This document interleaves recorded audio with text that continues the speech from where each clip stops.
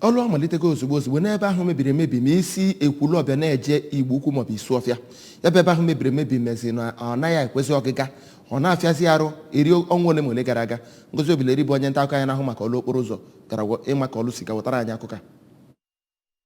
na ya bụ okporo ụzọ awara gara Igboukwu, Isuọfịa na Ekwulobia mpaghara Isuọfịa ka ndị ABS chọpụtara na a na-arụ ọwa mmiri n'akụkụ ụzọ ahụ abụọ ebe ndị ọrụ ngoji ya bụ ụzọ kpochigoro ya bụ ebe mebiri emebi. Ahụgasịkwara nnukwu ụgbọala eji arụ ọrụ na ya bụ ụzọ ndị gụnyere eskaletor, payloader, compactor, roller, boka vibrator nke eji eme ka ihe awụrụ awụ sie ike ya na ihe ndị ha jigasị arụ ọrụ gụnyere aja, chippings, cement na ihe ndị ọzọ gasị. Ka ọ na-agwa ndị ABS okwu ka onye na-elekọta ya bụ ọrụ anya bụ injinia Moses Akpa kọwara na ya bụ ọrụ nke ebidoro ka ọnwa Ọgọst bidochara bụ nke ha ga-arụcha n'Ọktoba. Kọwara na ọ bụ eziokwu na ya bụ ụzọ etoghị oke ogologo mana ha tara ahụhụ nke ukwuu ma tụfukwa nnukwu ego ya na oge na ya bụ ụzọ ma gosipụta afọ ojuju na ọ fọziri ntakịrị ka ha kpochicha ya bụ ebe mebiri emebi. Ọ kọwakwara na ọ nwere ebe ha gwuru